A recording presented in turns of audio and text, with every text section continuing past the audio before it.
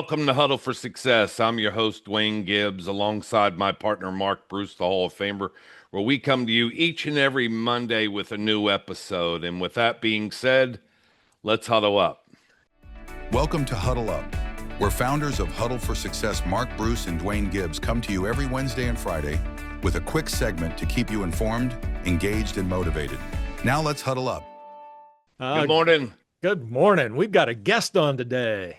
Yes. New year, new guest, 2026. We're excited for it. As I made mention in previous posts, 2026 has really come alive for Mark and I. We've done a lot of planning for third and fourth quarter of last year and just created a lot of new information that we're going to be pushing out. Also, new guests and previous guests that we've had on before that are going to share and give them their perspective in 2026 and what they're working on. So, Mark, do the honor and introduce our guest. We have a very special guest on from Toronto, Canada. This is Audley Stephenson, the host of the Audacious Living Podcast that he was so gracious enough to have Duane and I on as a guest just a little bit ago. And we had such a blast, and he is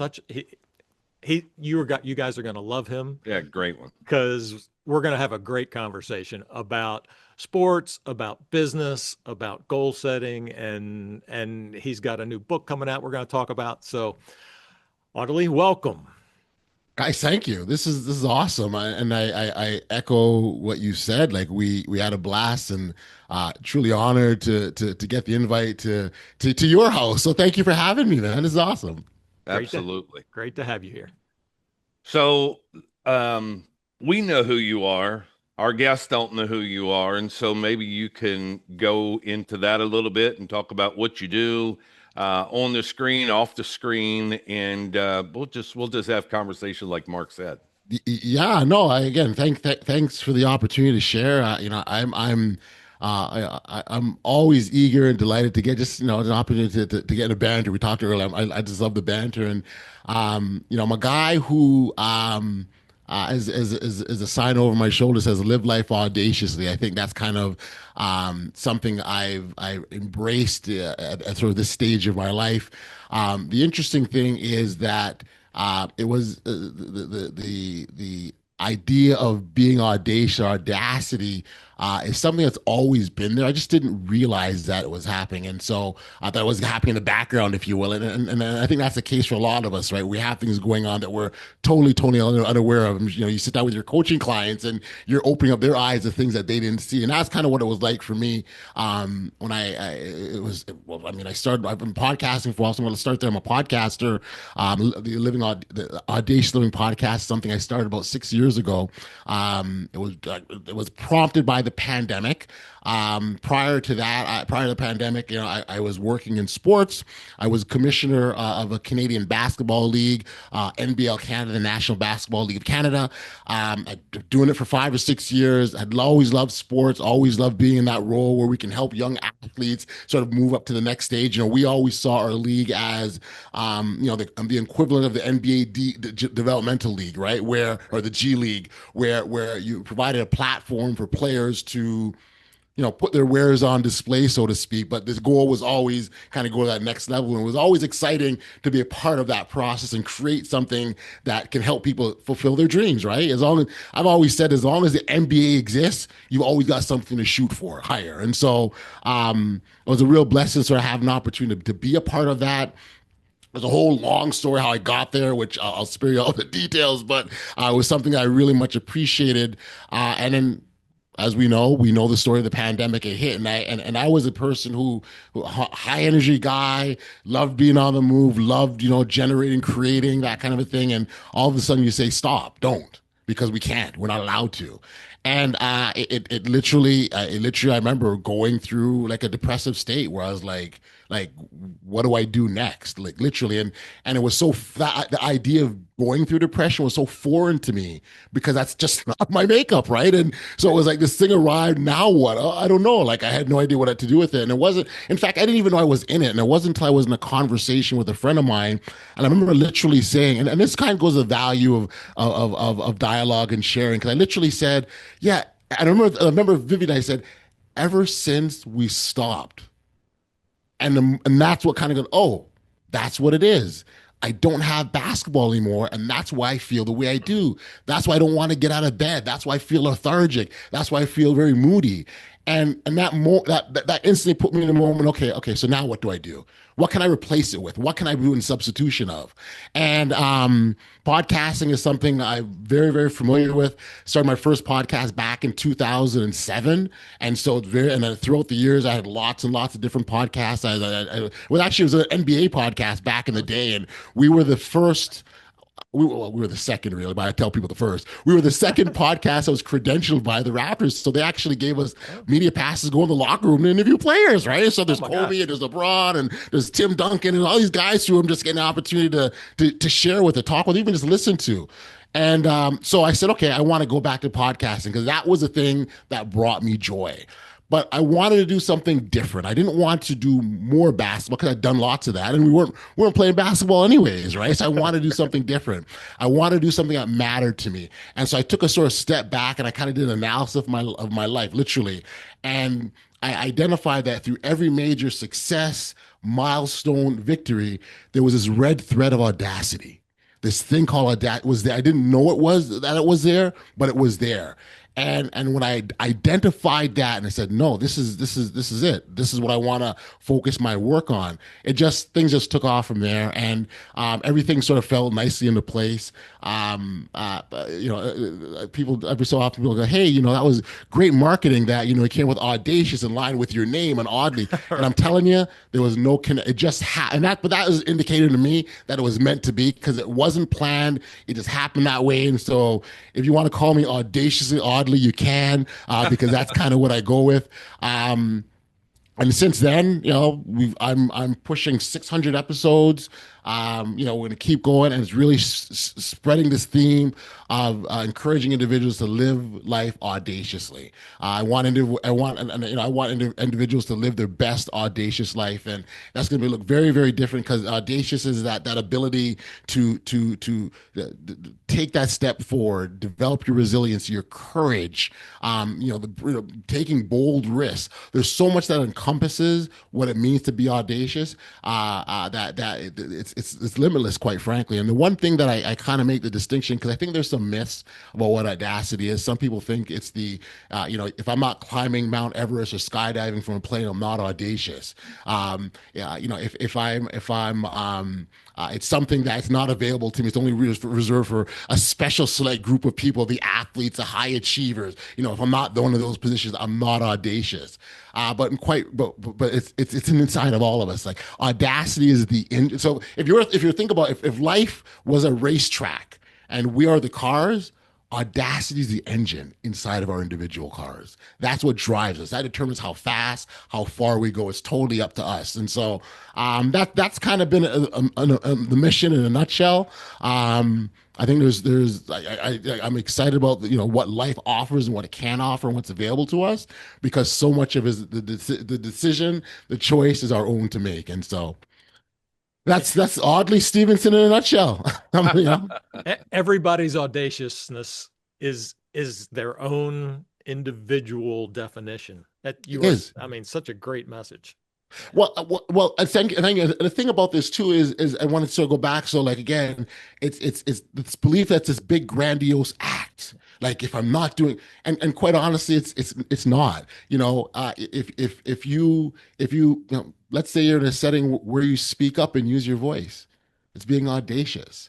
I oftentimes use use the analogy of like a single mother that sets boundaries because her kids are driving them crazy and need their own space to reset and recharge. That's an audacious act for yourself. And so it can be very, very, very quiet, but just as powerful as climbing that mountain. Absolutely. So you talked about writing your new book. Let's hear about that. Yeah, I've got in the spring of this year, 2026, my book, Living Your Best Audacious Life Ever: How Unleashing Your Inner Greatness Can Change the World. And it was something I was called to do, driven to do, motivated to do. It really sort of encompasses my life's work, really. And I didn't realize it was my life's work until a few years ago. Like, because again, that thing was always there. Like, in the book, I tell a story about literally the first time I heard the word audacity. I was in a communication workshop. It was like in the mid '90s, so a few years ago. I was a communications workshop, and we were partnering up with individuals, and the task was to come up with a word that describes you that starts with the first letter of your name. And the gentleman I was with, his name was Marcus, and I said to him, I got the perfect word, audio, because I'm thinking my voice was loud and audio, and I had this whole explanation for it. And I remember he looked at me and said, "Nah, you're audacious." And in the moment, I was like, okay, let's go with that. Not really understanding at all, because I don't think I never heard the word before, right? I'm like, Right. okay, I'll go with your word. And I think it kind of sat there in the back of my mind. Like that's where it was planted subliminally. And again, going through that process of understanding who I was and all that, it came to the forefront. And so it was very clear to me that audacity was always there. And so the book is a lot about it's a really good blend of sort of practical, helpful strategies, insights from many of the podcast guests that I've had, as well as some really deep and personal stories of my own life that help kind of bring it all together. And so, for example, I talk about my parents. When I think of the picture of audacity, my mom, single mother that raised her four kids, audacious as heck. Didn't know what it was at the time, didn't understand it, but when I look back and reflect, I'm like, this was a supremely audacious woman who didn't back down, encouraged her children, particularly myself, to sort of naturally be themselves and not stifle who I am. And I think it's really important, and I think parents can relate to this because as parents, our children, and I'm a father of three myself, our children have that thing that will drive us crazy. No one knows how to push our buttons better than our own children. But that thing, and I tell you this now, when I had that period to reflect, that period, that thing that drives us crazy, when they enter into the world of adulthood, that trait will be the leadership quality that people look to them for. So you think about your child, a question, and you're always asking why. Well, those are things people, we like he stands up and asks questions. That person that, that thing, again, and our kids, they all have it. I'm telling you, they all have it. And I can speak from experience from the receiving end and also the giving end, right? And I think that's as roles as parents is that you don't stifle it, that you nurture it. You help it grow, you help it develop and evolve. And that's what she had done for me. Nothing that I was doing that as much as just crazy it drove her, she allowed it to blossom and grow and allowed me to be me. And I think through that process, it helped me to develop. The other part of the equation, I talk about my father. So my parents split up when I was young. I was 6 months old when my parents split up. No history. Like my entire upbringing had no contact knowledge. I didn't even know what he looked like. I had no idea. And it wasn't until I became a father and my daughter was 6 months old that he resurfaced in my life. And he came back into my life and we started to develop a relationship. And I was able to sort of see what it helped do is fill in the gaps in terms of, I see where I get these things from. And I can see how, and now I'm like, I can see I'm the perfect blend of these two individuals. My father passed away 3 years later. And so at the time he was motivated, he knew he was quite sick, but he was motivated to come and find his long lost son. And I've got deep appreciation for the fact that he did that because first of all, allowed me to fill in the gaps. But honestly, that was a real audacious thing on his part. He had no idea how I'd respond, how I'd react, how I would feel, whether I'd accept him or not. but he did it anyways. And how often do we not take that step? How often do we not move forward because we go, there's too much water under the bridge, too much time has passed. I'll let it go. I'll let it slide, and we don't take action. And I continue to this day. I'm so incredibly appreciative and grateful of what he had done at that time. And he's passed almost 25 years ago, so it's been a while. But to this day, I'm still so appreciative for that act. And so when I look at myself and I talk, so that's kind of where I start with a book about the roots of audacity, and it starts within ourselves, because I really want people and readers to understand that it is within inside them. We do have it, and it's a matter of unlocking it, being aware to it, unlocking it, and then taking action. And so that's kind of the premise of the book, and again, what I encourage people to do.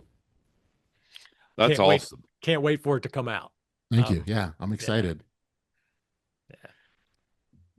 Mark, I'm sorry. I thought you were getting ready to say something. I thought you were too. So go ahead. So, you talked about being depressed, when COVID was around and no basketball, and you felt depressed. And what really made you have an aha moment and kind of like, you know what, I can't stay in bed. I can't be depressed. I know that basketball and the podcast really meant something to you, but, was it your family life? Was it just you found an inner motivation to, hey, I got to progress forward. I can't let this be the struggle for my life? Because Mark and I, we talk to our students about this. We Right. have students that have challenges not only in their personal life, but in business. And we try and face those fears and how we could shelf that, Right. but yet look beyond that and say, okay, I'm going to take where I'm at and then, build upon that. Because initially before we put Huddle for Success together, I kind of was like that. My dad passed away. I was in a limbo of a year and a half and just not feeling it, and then got involved. Something had to change. Right. I did something for 30 years. Yep. I loved helping people. I loved working with people. And I just didn't have that aha moment until Mark presented me, thinking in the results. And so at that moment, there was that time of, I was at a stall position, and obviously like you. And so what really got you to say, you know what, I got to snap out of it. I have a responsibility as not only as a father, but I have to move on in life. Right. And so what was that for you? I think, and thank you for the question. I think I had an unfair advantage, and I'm going to go back to my mother as a starting point, because I really mean it. Like what she instilled in me, that whole move forward and don't stay, take, Play safe. well, it is so her philosophy has always been, okay, so bad things are going to happen to you. We acknowledge that. Take the time that you need to do what you got to do, but you got to go forward. You can't stay.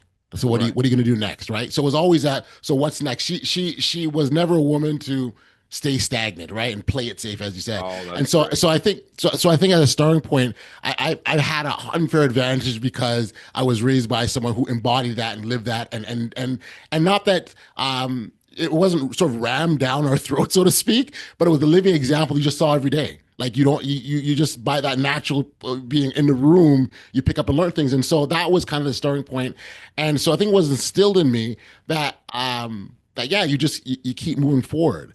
And the aha moment for me was when I said, when I was in conversation with him and I said it out loud, and I realized that what I was doing wasn't the person I know I am. Like there's nothing about me that's been that person. So so I think part of it is having that clear vision of who you are, how you want to live your life, how you see yourself, and then looking at the things that you're doing, are they in line with that? Because if they're not, then that's where the misalignment is, right? And you go, okay. So this is important. I'm not doing it. There's something wrong here. I got to figure that out. So that's kind of where I was like, no, snap. And literally, it was like, snap out of it. What are you doing?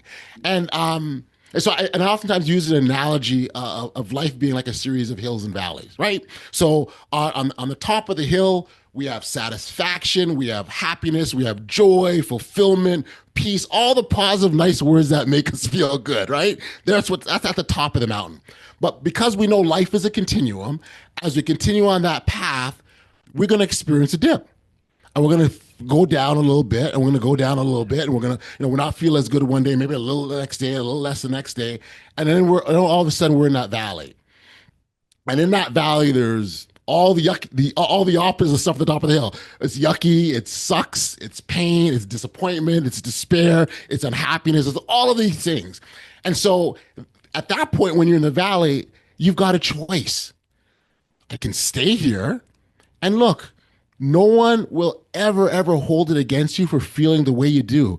And I don't like using the word should very often, but no one should hold it against you for feeling the way you do if you go through bad things. You are completely allowed to. You have full permission. But where I challenge individuals is, how long do you want to stay there? Right. Because while you're down there, you're not going to be productive. You're not going to feel fulfilled. You're not going to feel happiness, joy, peace. None of those things you're going to afford to yourself, because you're in a place that's not breeding it. You're in a place that's not allowing it. So now you start to think about, okay, so what do I do to get out of this funk that I'm in? And so for me, because I always enjoyed podcasting, right? For whatever reason, podcasting was my thing. I said, okay, I'll just start a podcast. And then I started to, okay, and I'm in that moment. And so now I'm creating momentum. And as I'm creating momentum, I'm climbing out of the valley. I'm climbing up that hill. I'm getting to that top of the hill. So then I'm at the top of the hill. I'm like, okay, great. Awesome. I'm here. And I'm in my thing, and I'm in my rhythm, and I'm going, and I'm feeling great. But because life is a continuum, the valley comes again. And so it's not that I have days where I don't feel great. But what's happened now, because I'm so used to the ups and downs, it's like, okay, so I don't feel good today. What do I got to do to get out of this thing? And so it's so important to fall back. I always tell people, what kind of things do you like doing? What do you love, right? What do you enjoy being around? Because those are the sorts of things that will bring you joy. I can tell you a quick story. A friend of mine, he was going through sort of marital situation. He and his wife were breaking up. It was the most painful thing he'd ever gone through. It was terrible. He hated it. And he wasn't happy. And, as a friend, I'm supporting and helping and giving advice and stuff like that, and really trying to support him on his journey. He had a family function. And he is an individual that absolutely loves being around his family, an extended family, cousins and uncles and aunts, and he's got a big family. And so when you go to these barbecues, it's like a sea of people, like literally, it's a sea of people. So we had this function, and so he and I go to this family function, and at one point, there was a group photo. So I'm taking the photo, right? And he's in the front row, and he's smiling, and he's into it. And I take the photo and I snap it, and I went over and showed it to him, and I said, "I want you to look at this. Yeah, you are supposed to be going through the most devastating period in your life in this exact moment, but look at the happiness and joy."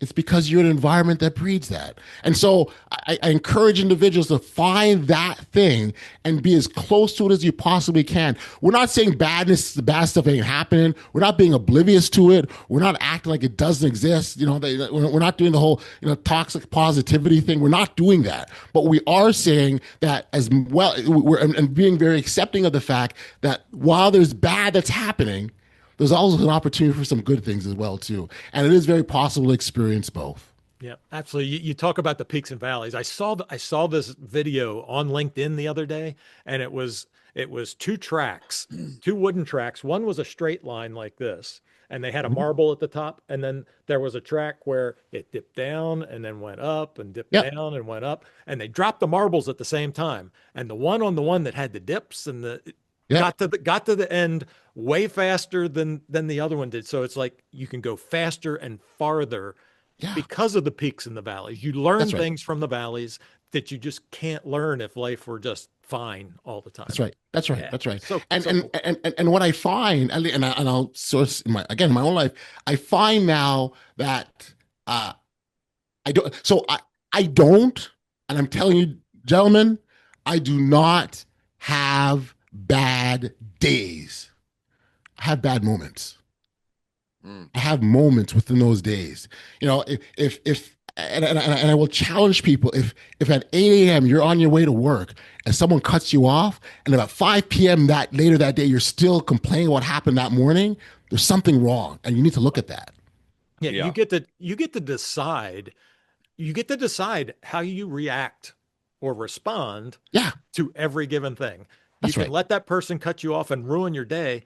Well, that's your choice. That's right. You don't want to make that choice. You want to choose to, as you said, I have that moment. I'm upset during that moment.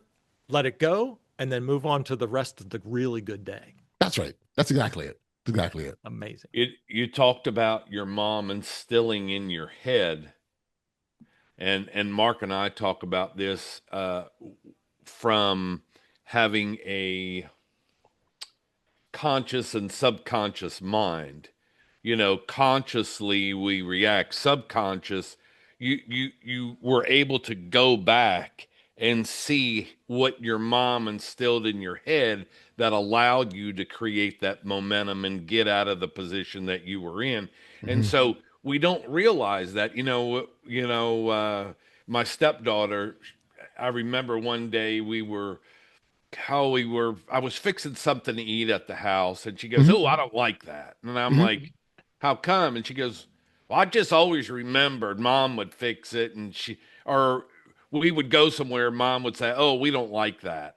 And I says, "Well, here, just try it. If you don't like it, spit it out, whatever." So she ate it, and she was like, "Oh my goodness, I love that."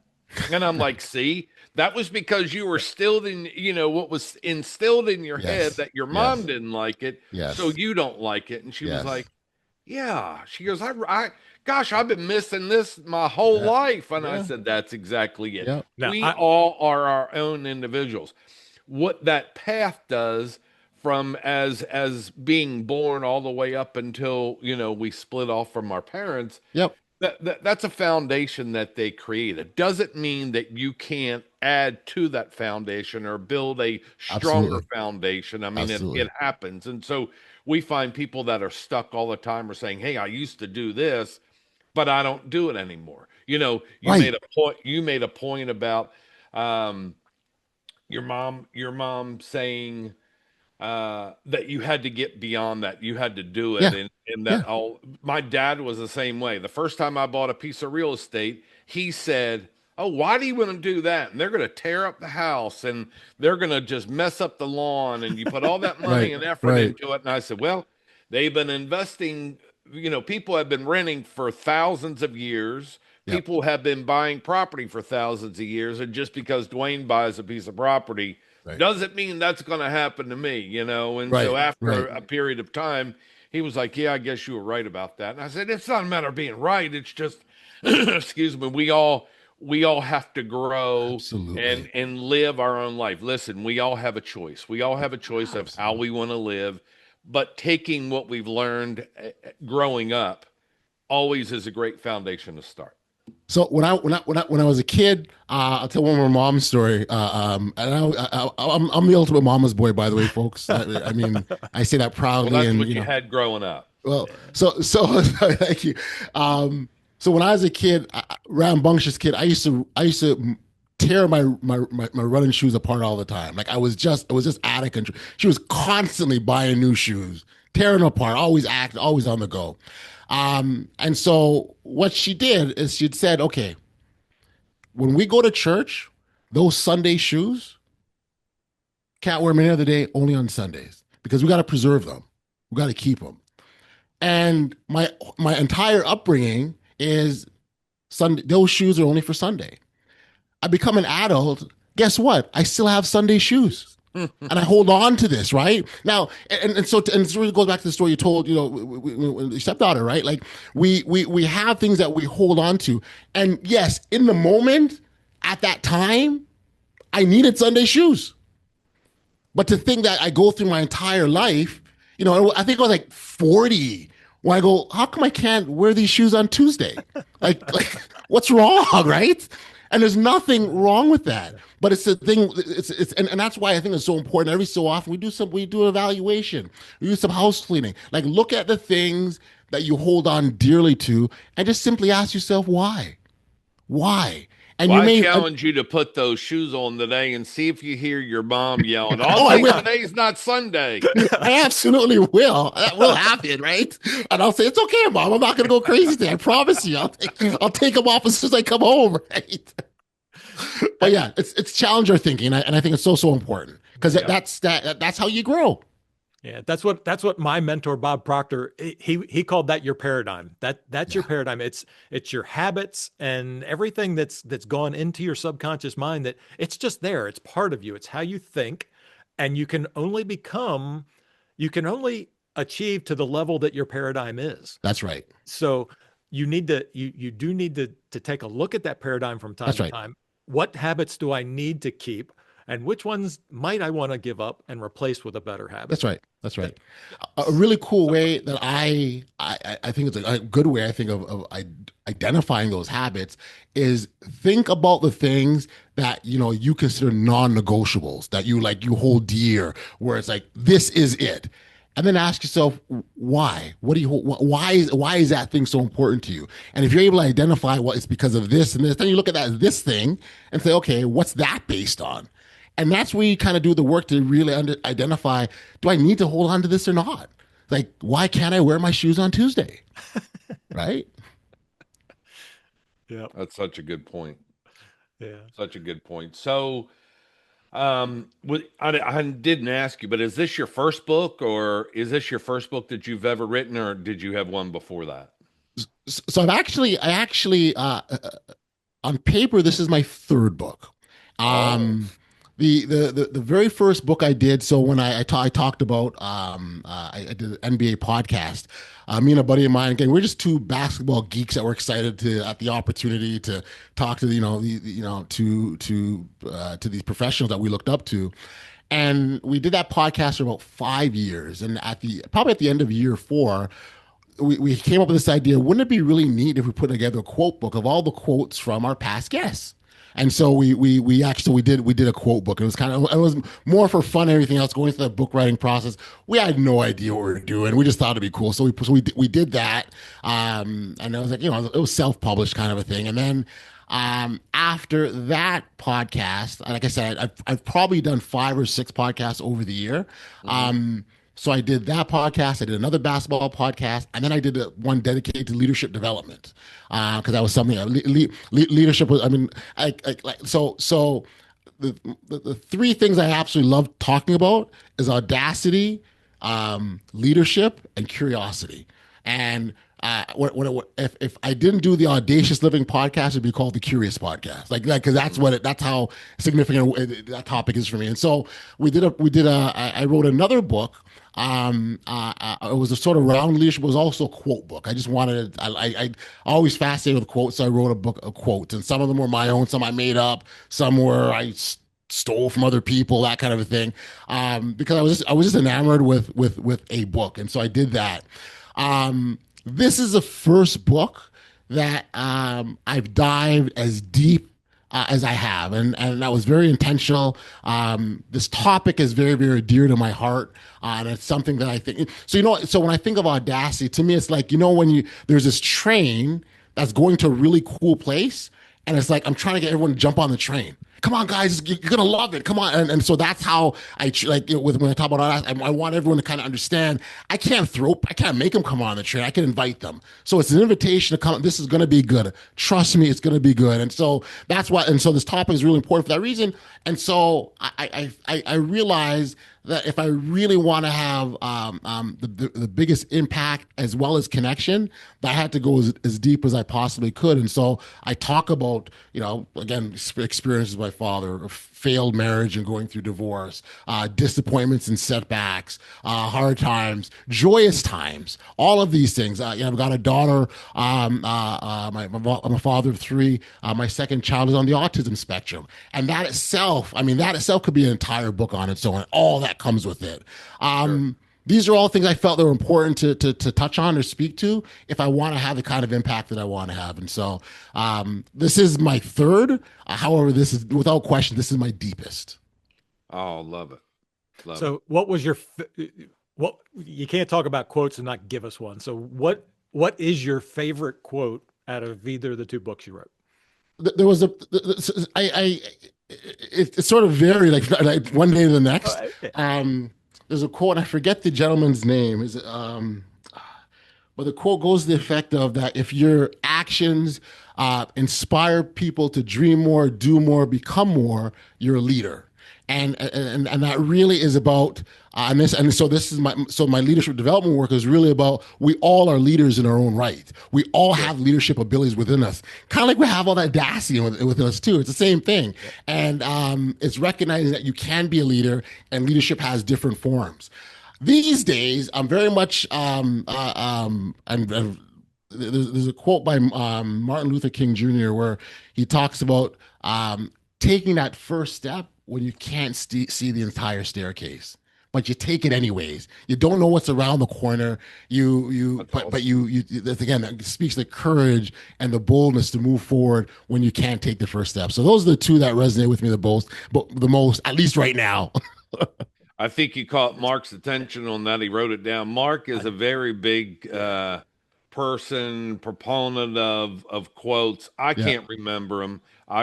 It's like remembering names. I have a hard time remembering names and a hard time remembering quotes. And I don't know. I said something to Diana. I said, I can't remember anybody's name. But I've always been like that. Numbers, I can remember. People's names, I can't. And I don't know if it just had become that way of traveling 30 years, meeting so many people. Everybody is a Bill, a Stan, a Dorothy, a Jan, a whatever, and so I just decided, you know what, I'm not even going to try anymore. I can relate with that so much because if you notice, I didn't give you the quotes verbatim. I just kind of talked about it. I gave you a summary of the quotes. There's a reason for that. I do the same thing sometimes. Don't tell Duane. It's funny that a lot of the students that I would train over the years, we would always go to dinner, and so I may not know your name, but I could tell you what we wore to dinner because I love food. I love to cook. I could tell you what restaurant we went to. I could tell you what you had for dinner. So that's how I had to remember. Oh yeah, we were in Seattle. We ate at McCormick and Schmidt's. Yep. You had the lobster tail and the fillet. So I had to remember that way. But their name, I don't know. We'll just call you Stan. I have no idea of the name, but you look like a Bill. How about Bill? You like Bill? Yeah, you look like a Bill. Yeah. I like Bill for you. Yeah, for sure. Well, that's awesome. So let's talk about what's this year look like for you. I mean, what we talk about with our students is obviously your game plan you started in 2025 and carrying over to 2026. Winners always have a plan ahead of the game. And so what's your plan moving forward? Not only are you looking at writing another book, or what's your layout are you thinking for and planning for your podcast? What's that look like moving forward? So I so much love sort of the sports reference and analogy. We talk about game plans, or even breaking things up into quarters, and even again, the huddle for success. To me, I love all the images that draws and what that presents. For me, like I said, so spring of 2026. A few months from now, my book is going to be released, which I'm again ecstatic and thrilled about. I also I do speak, and I intend on definitely speaking a whole lot more, as well as again promoting the book. But I really, again, that impact thing matters to me. It's a really, really big deal, and so I'll continue to do that. Podcasting for me is a way of life, so it's never ever going to stop.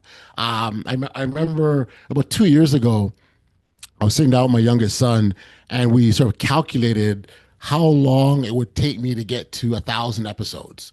And I believe we landed, it was like not exact date, but like mid 2027, right?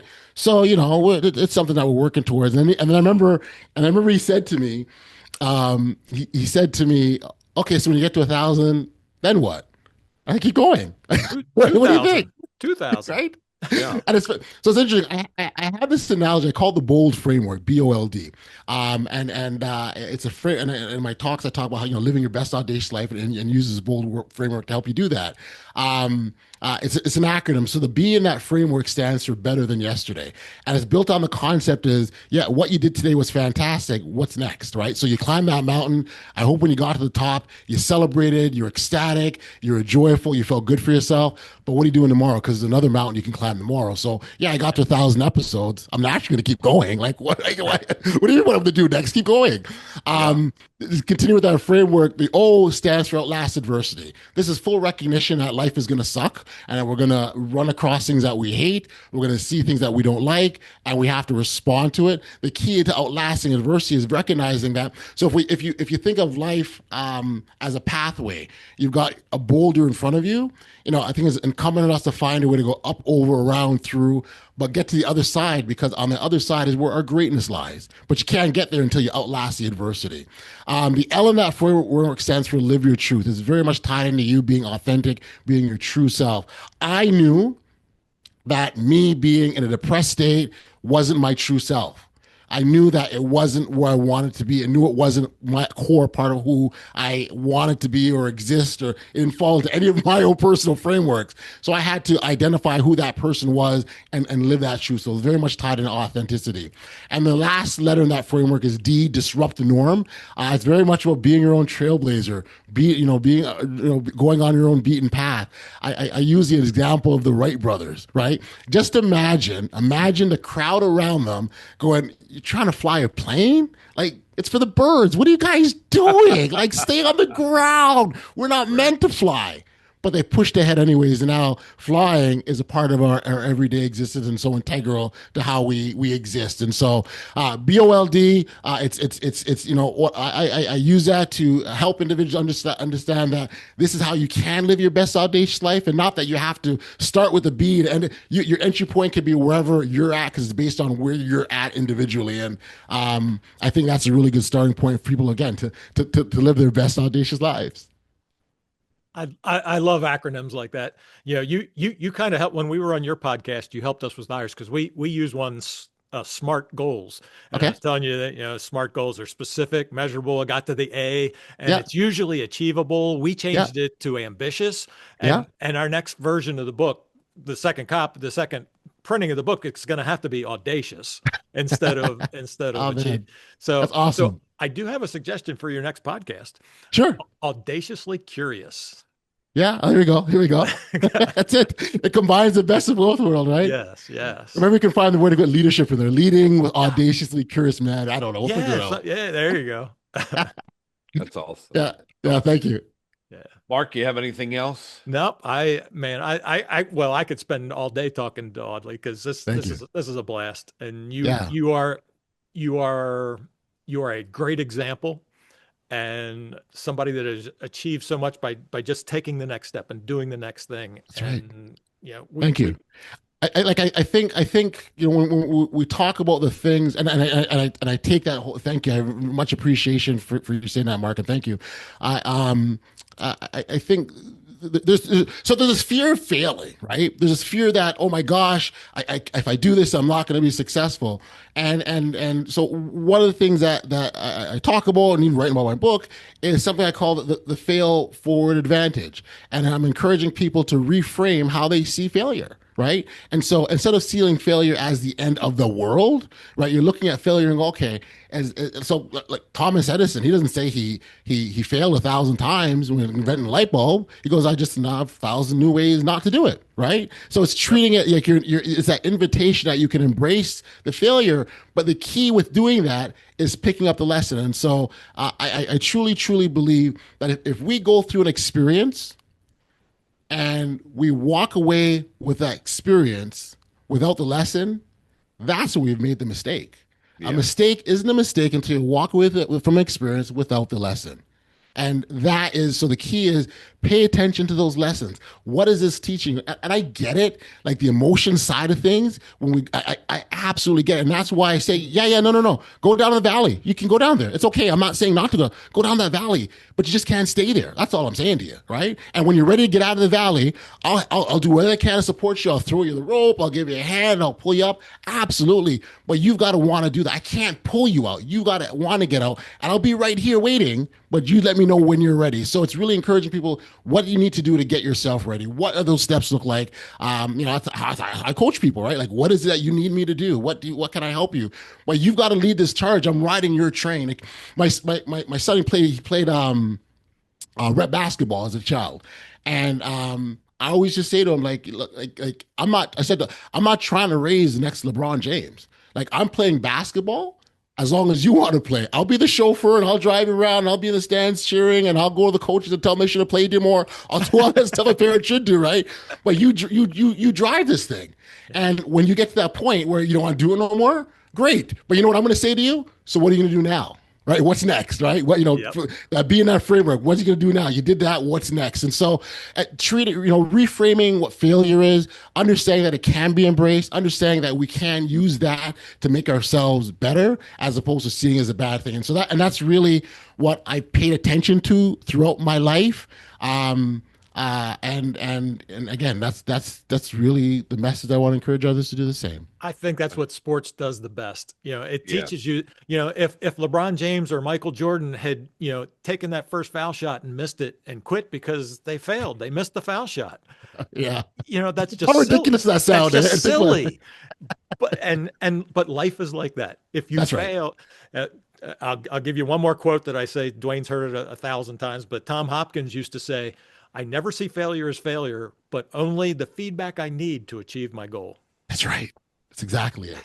And so when you treat, and that is why I call it the fail forward advantage. Exactly. Because failing gives you the advantage of the insight, the knowledge, there's perspective, but most importantly, the experience. Absolutely. That's good. I would students that I would educate over the years, they were like, I can't make a decision. And I said, not making a decision is the problem. Yes. Whether you make the right decision or a wrong decision, you made a decision. That's right. Not choosing anything.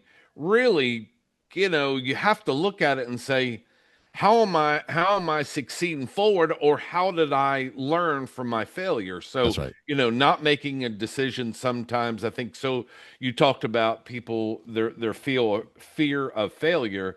People also have a fear of success, because it's now like, oh crap, now what? What am I going to do now? That's right. I hit that point, I hit that mark, now what? That's right. And I would tell people, even buying a house back in the day, when I was saying, hey, just buy one more. If you would buy one more home, now you have two properties. You can live in one, the other one you could sell, use for retirement, whatever you needed to down the road.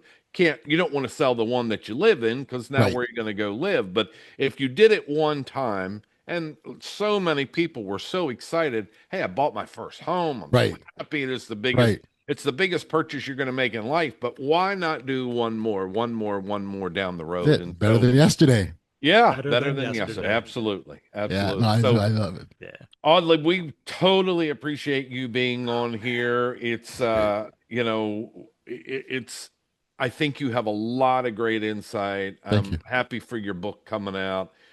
Is there a date that how can people buy it? What that information? So I would encourage individuals to, my website is bestaudaciouslife.com. That's my website. And I would encourage individuals, you can connect there, you can sign up for updates and be on top of it in that regard. But like I said, I'm looking at spring. I haven't landed on a specific date quite just yet, but that's why I'm leaving it spring. But it absolutely is on the way. Folks can stay connected. I mean, I'm active on social media at the Odd Man, TheAudman, the Odd Man. And I'm active there, and I'm updating regularly. And I'm sure you'll be pushing putting that out when it's coming close. Yeah. I'm a content. I like creating content. I'm a content guy, and those who have seen know. But yeah, I'm absolutely will and will continue to do so. And so yeah, but yeah, my website's a good place to stay connected. You can connect to the podcast as well. It was interesting when the website started, it was solely about the podcast and being a hub for the podcast. And since then, it's just become so much more. I'm an active blogger and write often, and just have a lot. I think there's a lot of great stuff for individuals who want to check out this world, this audacious life. There's a lot. It's a good starting point for a lot of people. We'll put a link to your website in the comments down below our podcast. I enjoy every time we sit down with you. You are a breath of fresh air. Thank you. Yes, thank you. Yes. Hey, again, we appreciate you being on, and we also appreciate you, the listener. Thank you for joining in on today's episode. Always go to huddleforsuccess.com, download the playbook for life. Also, don't forget to join us every Wednesday and Friday as we do our Huddle Up session, a quick 3 to 5 minute mindful thought of the day. And with that being said, again, Audley, thank you very much. And we will see you next time on Huddle for Success podcast. Stay huddled up. Thank you for joining us on this episode of Huddle Up, where we come to you every Wednesday and Friday. Like, share, and subscribe, and follow us on YouTube and on social media. If you find this information helpful, share this with someone that you know. We'll see you next time on Huddle Up.